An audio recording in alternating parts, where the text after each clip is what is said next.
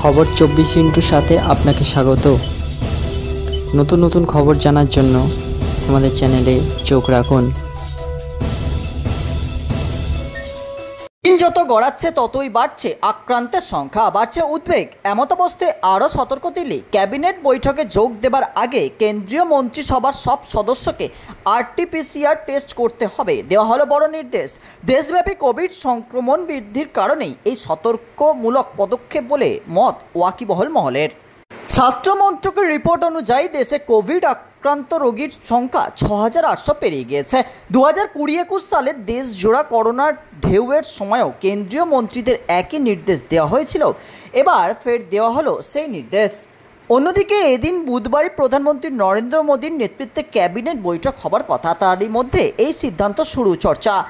কেন্দ্রের তরফে বলা হয়েছে গোটা দেশে বর্তমানে করোনার আক্রান্তের সংখ্যা ৭,১২১। গত 24 ঘন্টা আক্রান্ত হয়েছে ৩০৬ জন, মৃত্যু হয়েছে 6 জনের। অন্যদিকে পশ্চিমবঙ্গে এখনও পর্যন্ত আক্রান্তের সংখ্যা ৭৪৭। এরই মধ্যে যদিও কোভিড নিয়ে বড় বৈঠকও করে ফেলেন মুখ্যমন্ত্রী মমতা বন্দ্যোপাধ্যায়। সরকার যে করোনা রুখতে সদা সতর্ক সেই কথাও বৈঠকের শেষে সাংবাদিক বৈঠকে বরাবর বলেন মমতা বন্দ্যোপাধ্যায়।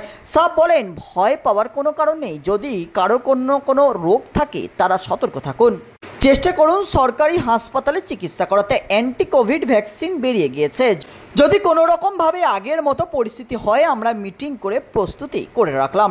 রিপোর্ট খবর 24।